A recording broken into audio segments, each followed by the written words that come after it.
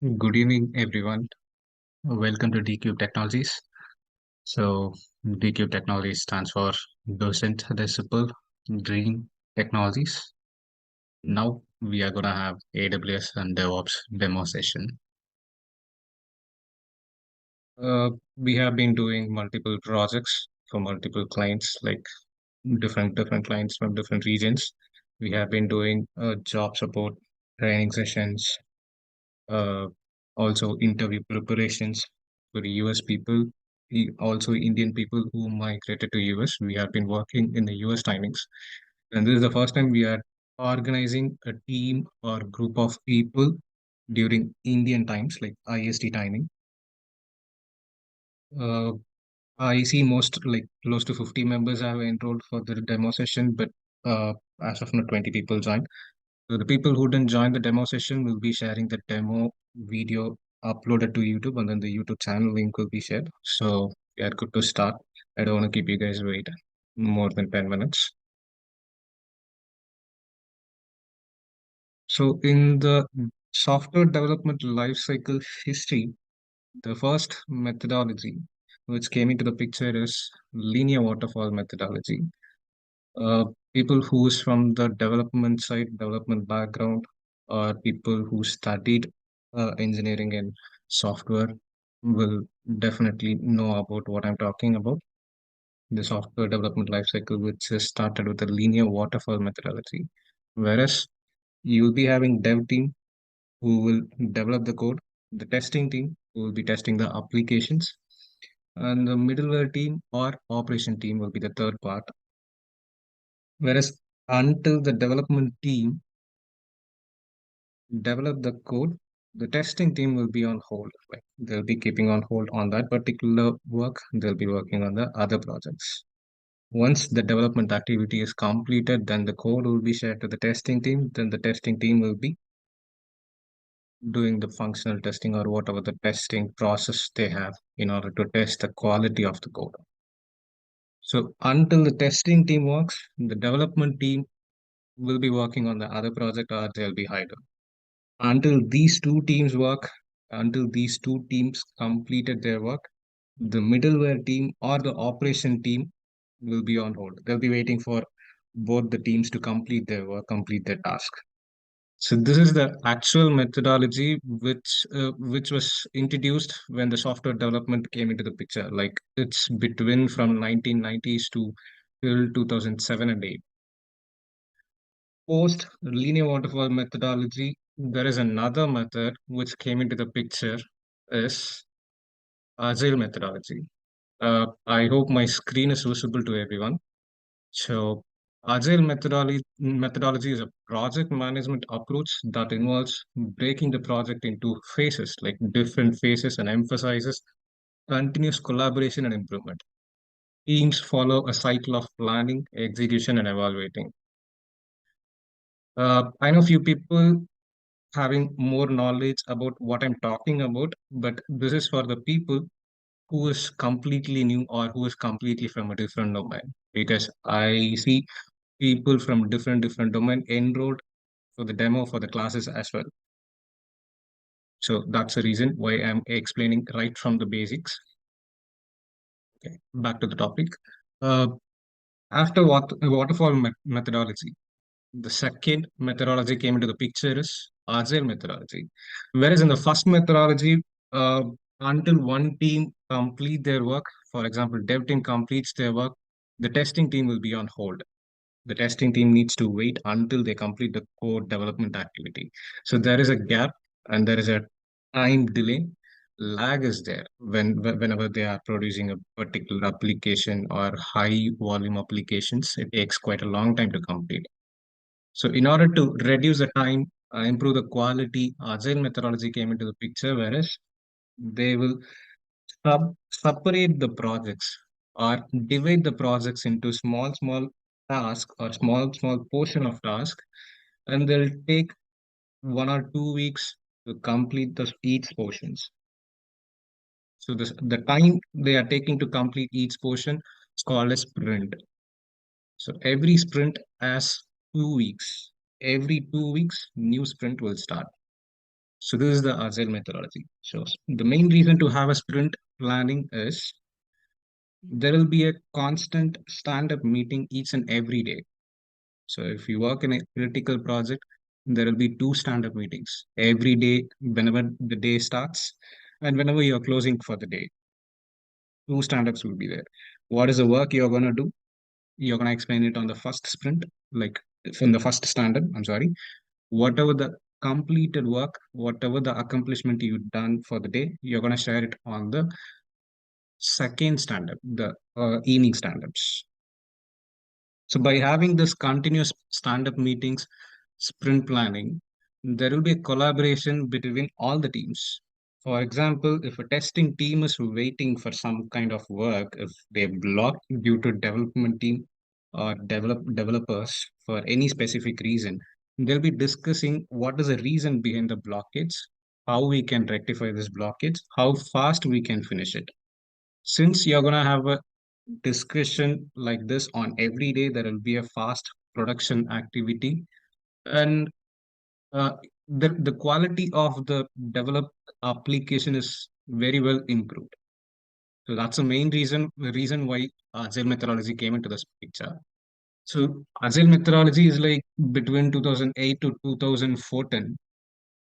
Uh, After 14, people found advanced methodology, which is DevOps. DevOps is a methodology, not a kind of technology or a way. I mean, it's not a specific technology. It's a methodology or a way of building and developing, producing an application. So DevOps is a methodology in the software development and IT industry used as a set of practices and tools.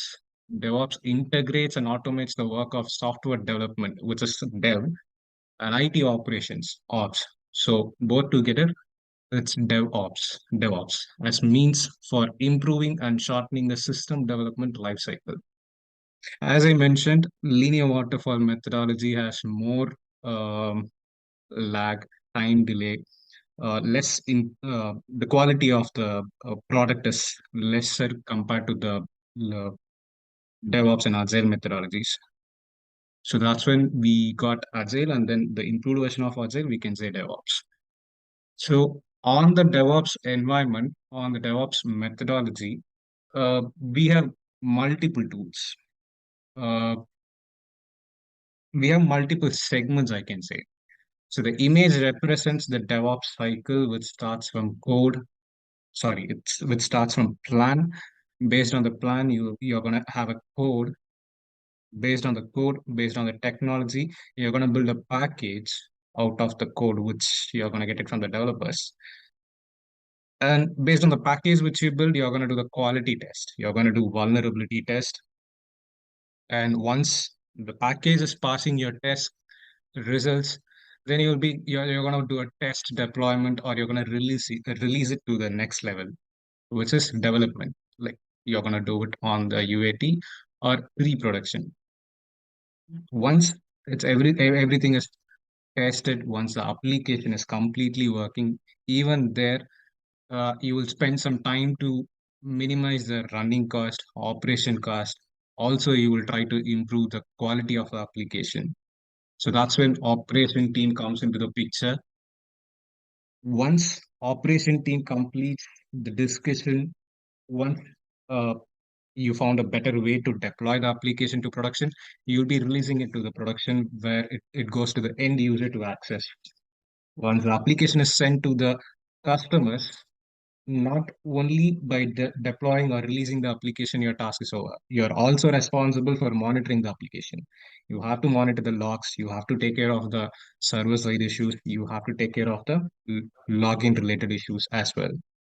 So based on the cycle, DevOps has been segregated into different segments. We have multiple segments in DevOps. So these are the major segments which you need to, you have to spend more time on these listed segments. People who is from development background know very well about version control, which is source code management system. So in market, we have multiple source code management tools, which is Git, CVS, SVN, Bitbucket, GitLab, CI/CD. sorry, GitLab repositories. So on the segment, the most popular and common tool is Git and GitHub. So what are the commands you're going to use on the Git and GitHub? That's going to be similar to Bitbucket and GitLab, like other tools as well. So as I said, DevOps is separated into multiple segments. For example, on this version control system, you can ask me a question, whereas we have multiple tools in a particular segment. How many tools we need to learn? So answer to the question is, you can learn any one popular tool or toughest tool in the segment, which will be common for all the tools. Only the terminologies might differ or the restrictions might differ. But the logic is same. If you know one tool, you will be able to work on all other tools. And the second segment is uh, build tools. So the first segment is used to manage the source code, source code from the developers, or even some places developers as work as a DevOps engineers too. So the developed code will be handled in the version control or source code management tool. Out of the source code, obviously you have to build a package. So in order to build a package, there is a segment build tools.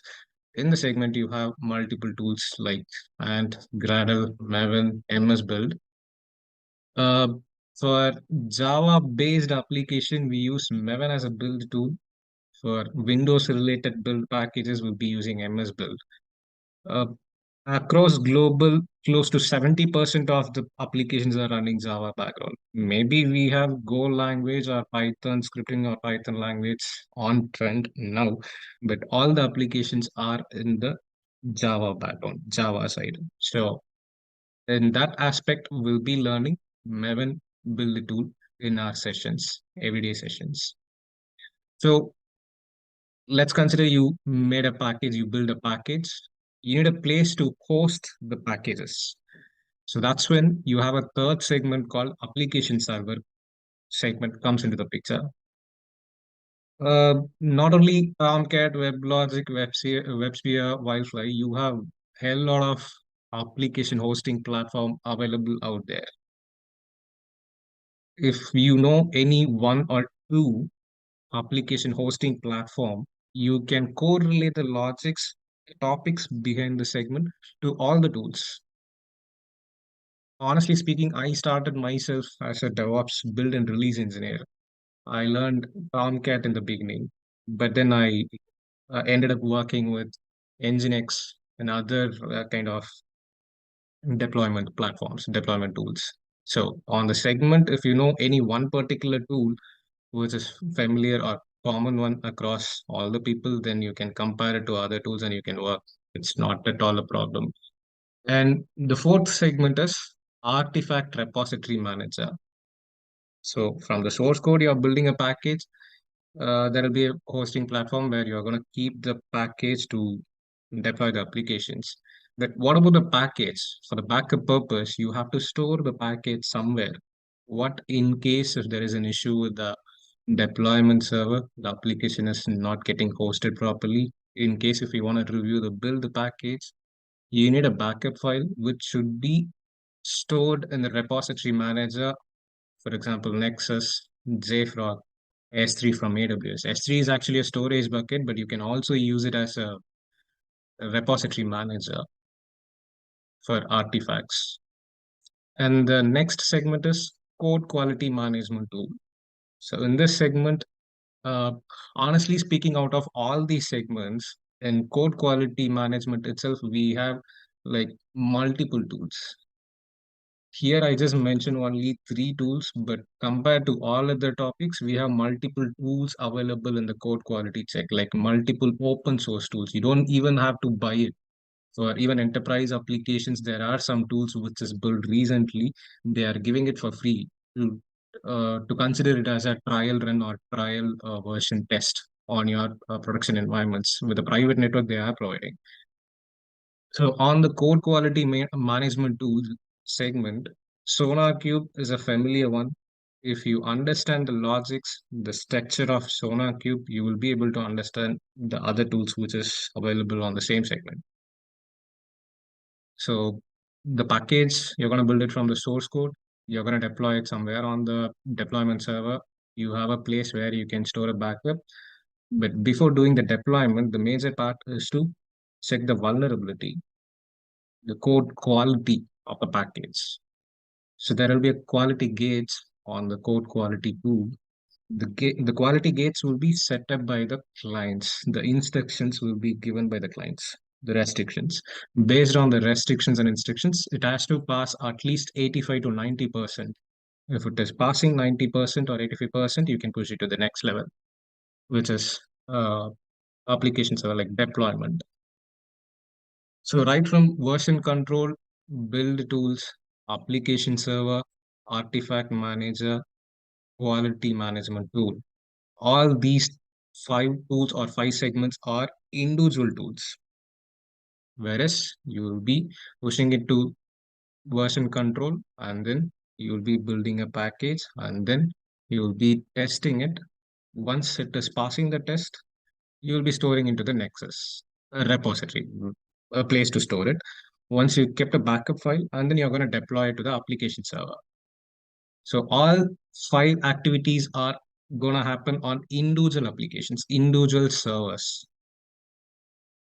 In order to integrate all five applications, there is a particular segment called continuous integration and continuous deployment or continuous development.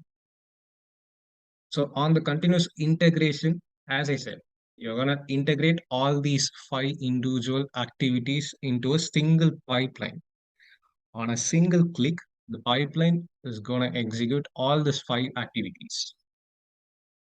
Right from fetching the code from version control, building the package, testing it on the code quality management, keeping a backup into the artifact, and deploying it to the deployment server.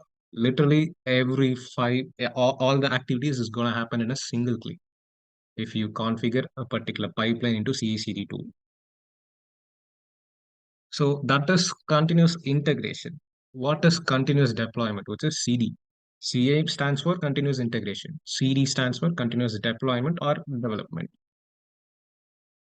So continuous deployment, for the integration, what you're going to do is you're just going to integrate all the tools and you're going to deploy it to the pre-production or UAT, which is not sent to the end users, which is not ready to use by the users. So that's the integration. But when it comes to deployment, same process, but you're going to give the application available to the end user. The output of the CD pipeline is going to accessed by the client side, whereas the application will get deployed to the production. So on this segment, CI/CD segment, you have multiple tools available. For example, Jenkins, GitHub Actions, GitLab CI/CD, TeamCity. We have other tools on the cloud side. For example, on the AWS, we have Code Deploy. On the Azure side, we have Azure DevOps Board. Everything is pretty similar to Jenkins. Jenkins is the one which is very tough to handle. I won't say it's a tough. Actually, how can I put this in a right way? Mm. Okay, I can say Jenkins is well structured, well formed architect application. The best architect application on the CI/CD segment is Jenkins, because if you're owning a Jenkins platform for your project, you have to take care of installation, server side, networking, identity and access management, and everything you have to take care. You have to take care of the plugins and everything. But if you go to cloud side, cloud environment, AWS, you don't have to take care of every infrastructure. I mean, the server detail, the server management ID, and most of the things. Everything will be taken care by the cloud. What you're going to do is you're just going to log in. You're just going to have pipeline for your requirements. You're going to build a pipeline. You're going to test it. That's it. But if you learn Jenkins, in case in future, if you're getting a job and the requirement is to work on GitHub Actions or GitLab CI/CD, that's not gonna be a toughest thing for you because you already learned Jenkins, which is very common to all CI/CD tool. You can compare the logics to the other tools and you can work on it. That's how all the segments works. So the next segment, next to CI/CD, uh, we do have a containerization tool. Uh, before starting the topic about containerization, I'll pass here for questions. If you guys have any questions, or let me know if I'm going fast.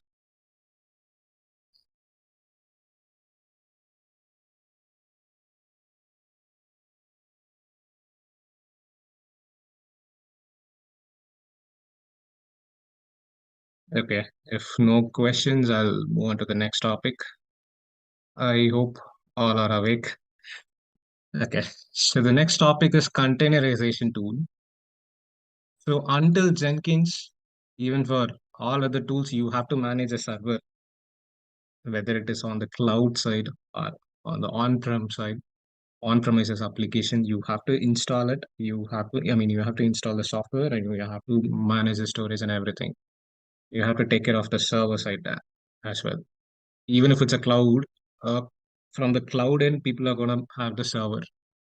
They are gonna maintain the server. But when it comes to container orchestration, it's a serverless technology. It's a separate world, I can say.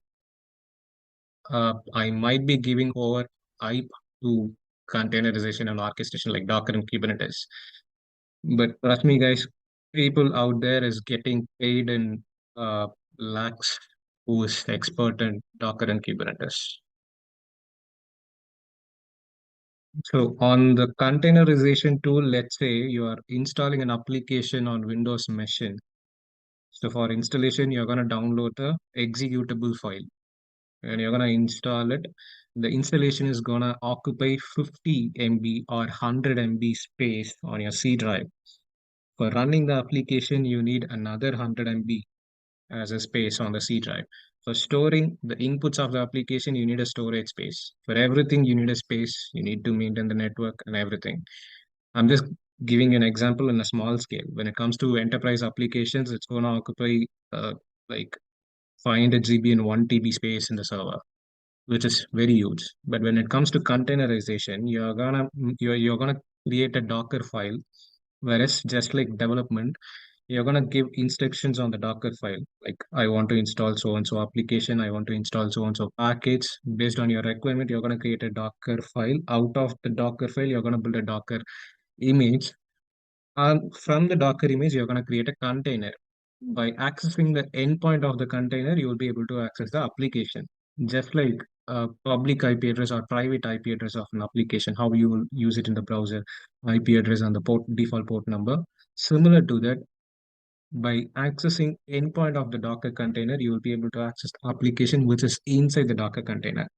In order to run the application, you don't need 100 MB or like big infrastructure.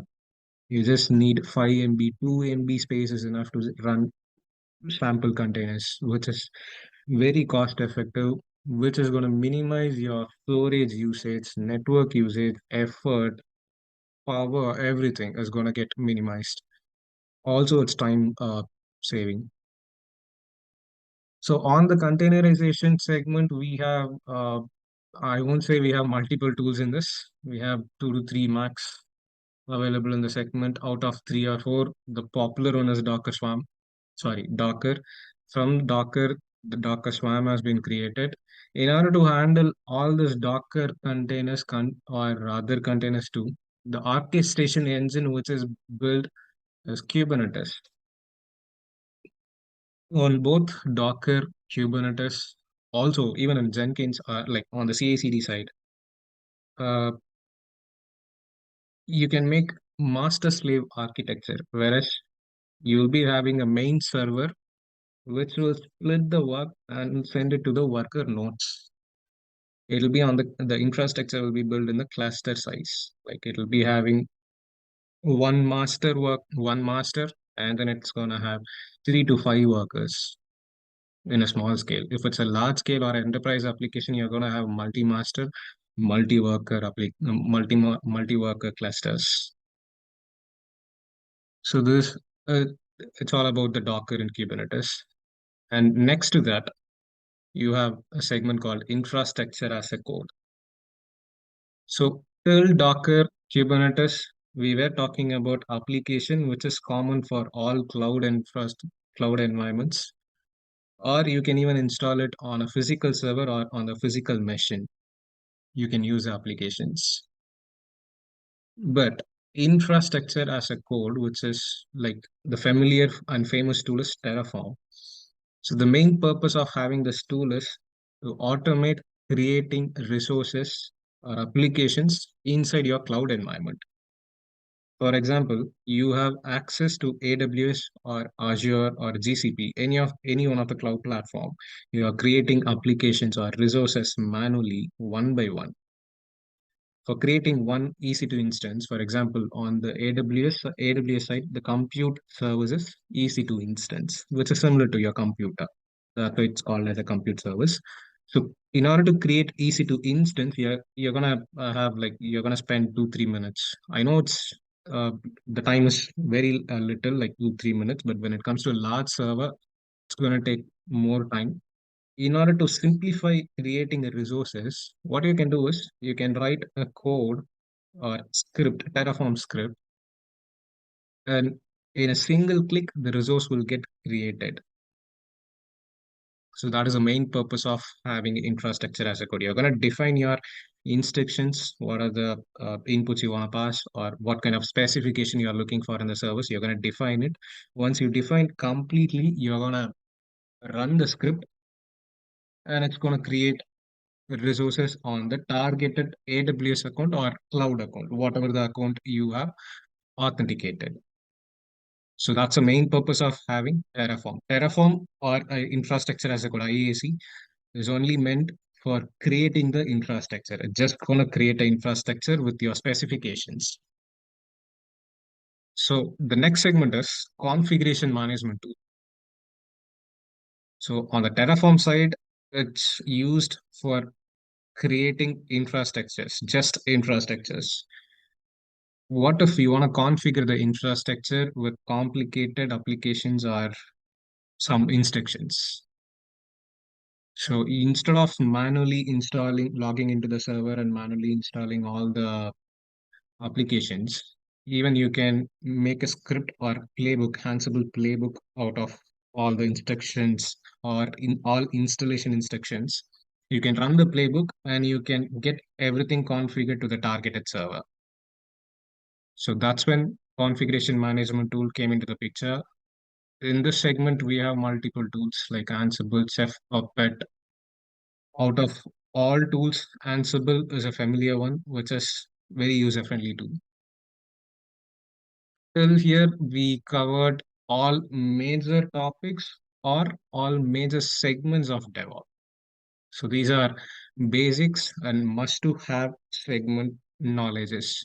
If you want to pursue your career into DevOps or operations, you should be aware of all these topics, at least basics to intermediate level. And then next to that, we have monitoring tool segments. Like you will be having infrastructure or you will be producing an application. As I said, on the DevOps side, your responsibility is still maintaining or monitoring the application. It's not only about producing the application to the developers or making it available to the end users. You are also responsible for monitoring the applications. So we plan to discuss about Neuralink on monitoring side.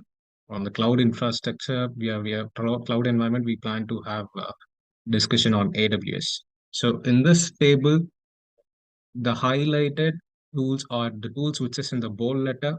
Those are the tools we are going to discuss for the next 2 months, 2 to 3 months. Initially we uh, promised for 2 months, but I'm pretty sure it's going to exceed 2 months. Definitely, it's not gonna complete it within 2 months because we have multiple topics to discuss on each segment. So definitely, it's gonna have more time.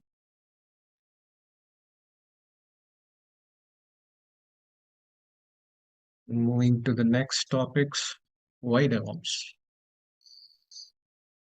So in the beginning, we compared the methodologies: waterfall, agile, and then the DevOps. Out of all these legacy methodologies or latest methodologies, out of all three methodologies, the most efficient, reliable, less time consuming, stable methodology is DevOps.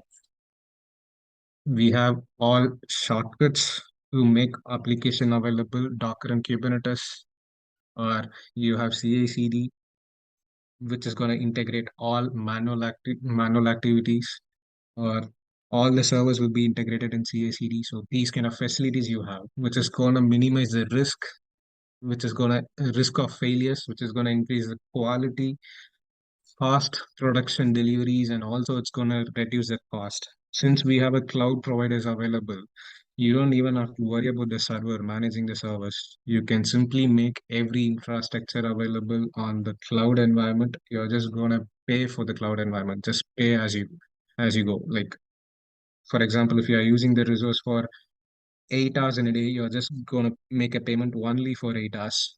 But when it comes to server, for the 8 hours time to run your application, you're going to maintain the server, storage, you're going to maintain the network. You need to concentrate on your power backup and everything, which is going to cost you more. What if you're having a 24 by 7 application up and running and you're going to get inputs for TB in 2 hours? Definitely, you're going to have 12 TB in a day. Have a 12 TB available on the storage place. It's going to cost you thousands, maybe in lakhs too, if you want to do a fast storage service. So considering all these things, it's better to go to cloud side. So these are the main reasons why we need DevOps in place. And I want to show you guys about another topic or in-depth topic, whatever we planned. I'm going to share all the documents, whatever I'm sharing. I have it on the screen share now in the WhatsApp group. You guys can go through it. Okay, I see there is a question. What type of projects I can expect on this training? To answer to this question, by covering each tool, for example, if we are covering Git and GitHub for first and second week, we are going to give project which is applicable to have all the Git commands executed. For each tool, we are going to give small projects on weekends. Once we completed the training, we are going to have a separate session, 1 or 2 sessions for resume preparation, other 2 sessions for having a projects. As I said, we have experience worked in multiple projects. I worked for Walmart from by doing a job support. Also, I work for multiple federal projects, which is critical projects like government projects. Also, I have work experience in DevOps, whereas I handle multiple projects. So based on our project knowledge, client, what client is going to expect based on that, we are going to give real-time projects. We are going to give requirements, or let's say we completed session till Jenkins. So based on the session, based on the topics what we covered, at the end of Jenkins session, I'm going to give a project requirement which you guys can work on weekends. And when you guys coming back on Monday, we can discuss about it. If you guys not able to complete, we will be having a project ready from our side, which is completed. I can show you guys how you guys can do it, and I can explain it. I hope I answered your question, Mr. Ravi. Back to the topic. Uh, so the first point is about the demo session, what we discussed, whatever I shared as of now. And the second is Linux. I have people joined or people enrolled in this team from college, like college final year students are enrolled. Also, people from support side, non-IT background people are also enrolled. Considering all these facts, we need to start from zero to intermediate level at least. So for everything, Linux is the basic one. So that's why we plan to start from Linux commands. Uh, in order to work on the workout or in order to practice all these tools, I don't need you guys to carry or have a high configured laptop. Instead, we can create AWS student account, which has a free tier limit for 1 year, and we can utilize the resources within the free tier limit. On everyday session, we'll give you instruction how you guys can do it. And the tabular column represents the major or most important commands which we need to know from the Linux side. We will practice all these commands. And the next one is shell scripting. The one point which I did not mention in the segment is, if you guys look at the segment list, I did not mention anything about the scripting. People out there say DevOps need coding knowledge. What if DevOps need a coding knowledge?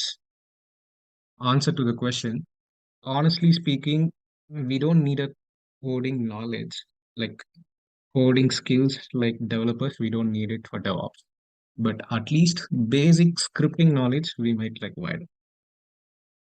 So for scripting, the base is Linux, I believe, and we do still use multiple projects are using Linux and shell scripting basic things. Either Python or shell scripting we need. So we are choosing shell scripting in this portion, and these are the topics which we are going to cover. Once every topic is covered, whatever the shell script we are practicing it, even the scripts will be shared in a PDF format to everyone who is going to take part in the session. And next to shell scripting, the fourth topic, what we're going to cover is Git, which is source code management. As I said, in the source code management segment, the Git and GitHub is a common tool for all other source code management tools. If you know Git commands, you can work on Bitbucket and GitLab too. So these are the major topics what we are going to cover in Git and GitHub. Even here also, I want everyone to create their own personal GitHub account so that whatever the projects, scripts, or the code I'm going to share, you can save it on your GitHub. You can practice those codes in future or in further sessions. That would be very easy for you guys. And next to that, we plan to have Maven as a build tool. People from Java development background will have more knowledge about Maven. So these are the main topics what we are going to cover when we are going to discuss about the Maven build tool. And obviously we need hosting platform if you're building a package. So Tomcat will be the one what we are going to discuss, how we are going to install it, where we are going to install, and what are the modifications we need to make, how we are going to start, how we are going to stop the service. Everything will be discussed. And seventh one is just added content. If possible, we'll get you more details on the Nginx. Either Tomcat or Nginx, you can learn any one to understand the complete segment. Since we have more familiar topics in Tomcat, we have chosen this. Also, if possible, we'll give you instruction or detail about Nginx too. And the eighth topic, what we planned is SonarQube, which comes under quality segment, quality check or code management, source code scan management segment. So once you build the package, you have to send the package to the SonarQube in order to test it. Like the code needs to be sent to SonarQube in order to pass all the quality gates, as I mentioned earlier. So to get a proper understanding in SonarQube, these are the major topics, what we are going to discuss, how we are going to install it, how we are going to access it, what are the major changes we need to make, how we are going to make a project in the SonarQube. Everything will be discussed, and all the instructions will be shared in a PPT. I mean, like PDF format to everyone. And the ninth topic is Nexus, which is repository manager. And the next one is Jenkins, CI/CD topic, the main major topic of DevOps, I can say. So on the introduction, I'm just gonna explain you guys what is CI/CD, so what is continuous integration, continuous delivery, continuous deployment or development. And also next to that, how we are going to install the Jenkins, the installation of the complete installation process. Next to that, we are going to create a freestyle pipeline with all these options. We have multiple options. Uh, it would be tough to understand if I give you guys more explanation on all these topics now. So just just to let you guys know what we are gonna plan or what we are gonna share. I'm just showing you guys that I'm just showing the topics. I'm not gonna share any in-depth details about all these topics. And then after freestyle pipeline and then directory structure, what are the default directory structure we have?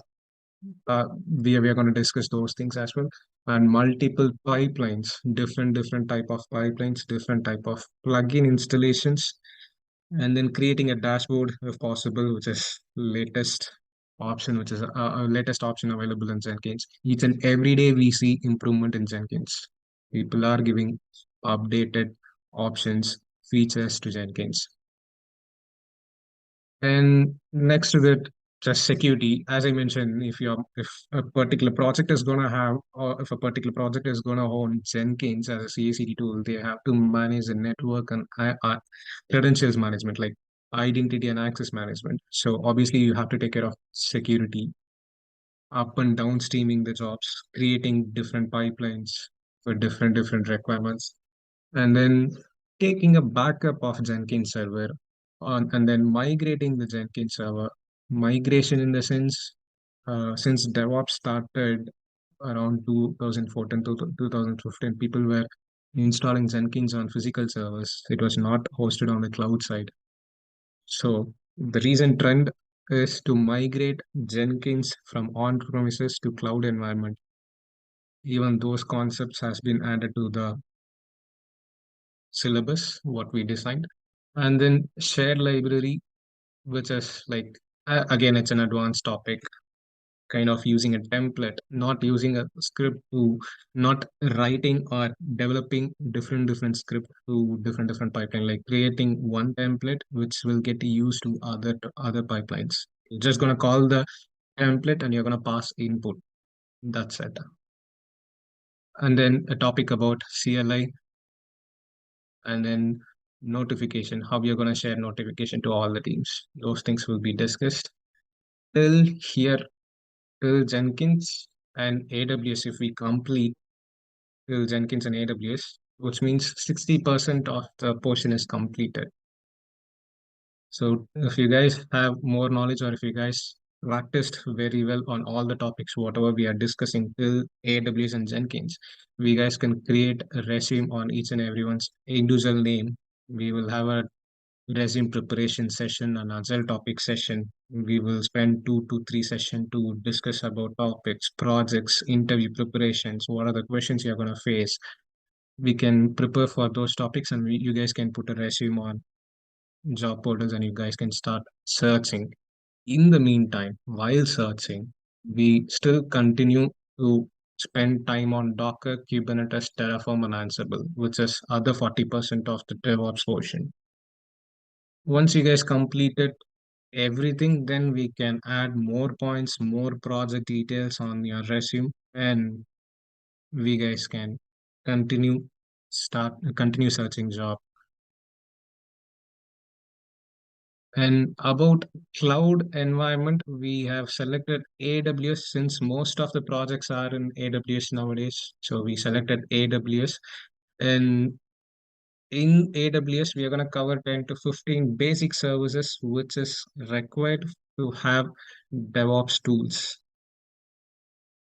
So you guys can go through this PDF and you will get some understanding. And then next to AWS, we have Docker and Kubernetes. On Docker, these are the major topics what we are going to cover. Once we completed Docker, we are going to cover Kubernetes. These are the major topics what we plan to cover in Kubernetes. Once everything is completed, we need to take care of monitoring segment as well. I don't want to leave monitoring topic. We will discuss about New Relic. Once everything is completed, as I said, till Jenkins and AWS, we will have a 60% updated to your resume. We will start searching job. In the meantime, we will discuss Docker, Kubernetes, Terraform, Ansible. And once you completed everything, we'll add more points to your resume and we will continue searching job. And what apart from the topics, we are also plan to give you guys project ideas or projects, mini projects. We are gonna save it in our GitHub repository. We will be sharing it to you guys, which is real-time projects where we worked on. It's gonna be completely job-oriented training from zero to intermediate level at least. Initially, we plan to have around 90 days to 120 days session, but then when we checked the complete portion, it was from zero to advanced level, which will be very difficult to for others to understand as well. Based on the interest of the team, we will continue adding updated topics to all the tools. For any question here, any doubts?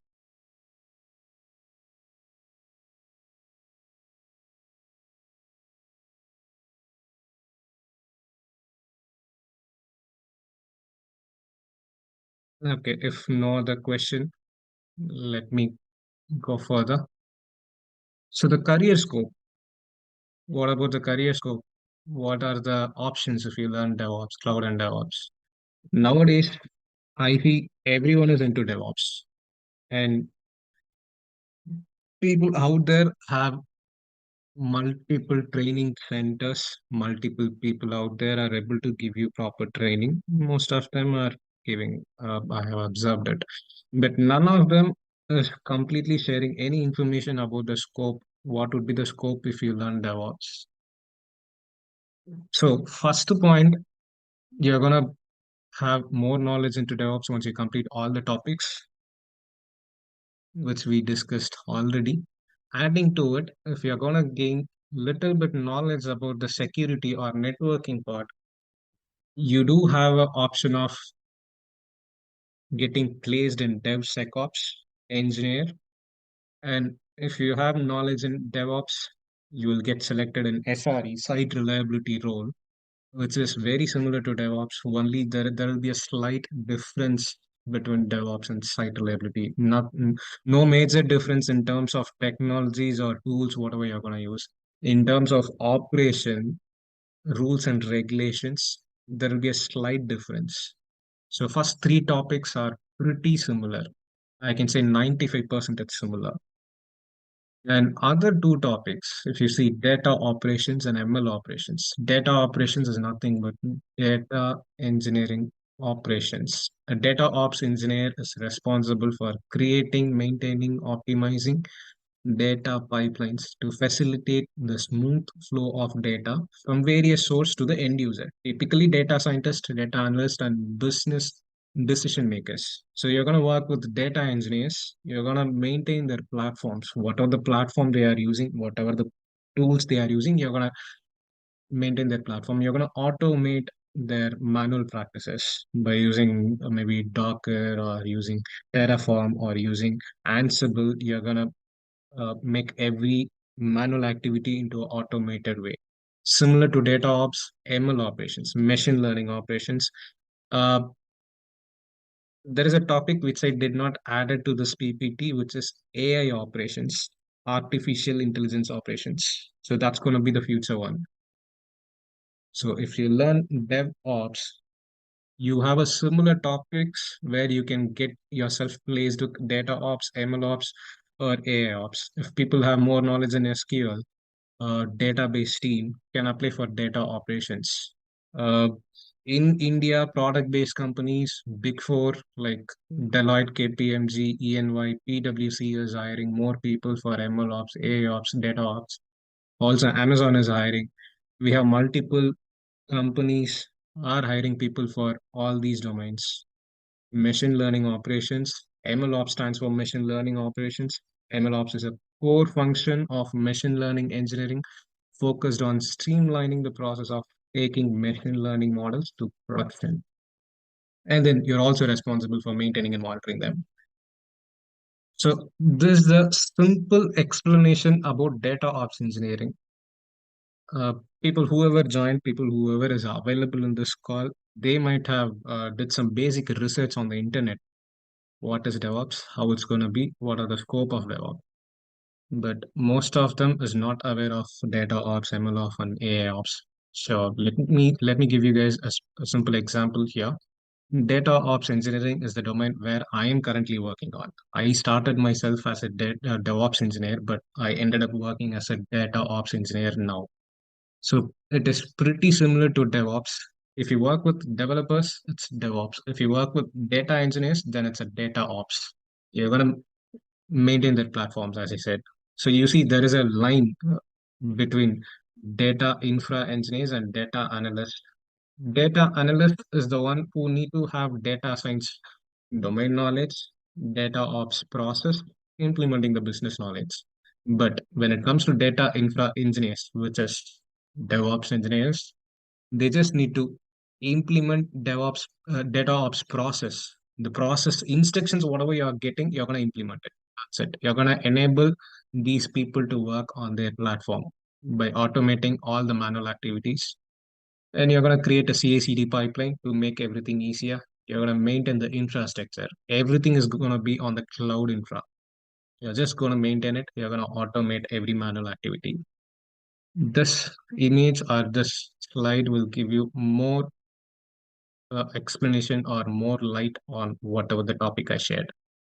So, data analyst writing business logic till here, data analyst or data scientist work is completed.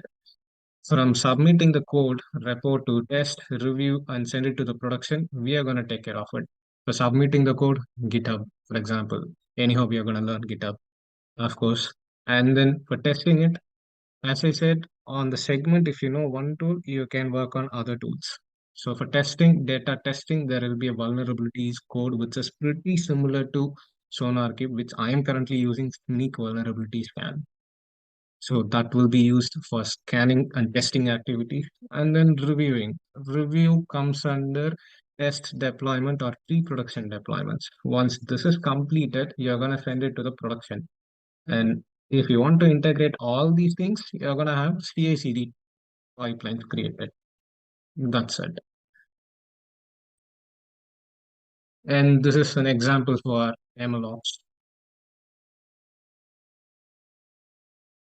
What we need from you guys as an instructor, what we expect from you guys is your time and effort. Until you guys put your time and effort together, you guys not gonna, I mean, it's not easy to uh, gain the domain knowledge. That's the only thing what we are expecting. Thank you, everyone. Thanks for joining. Have a good day.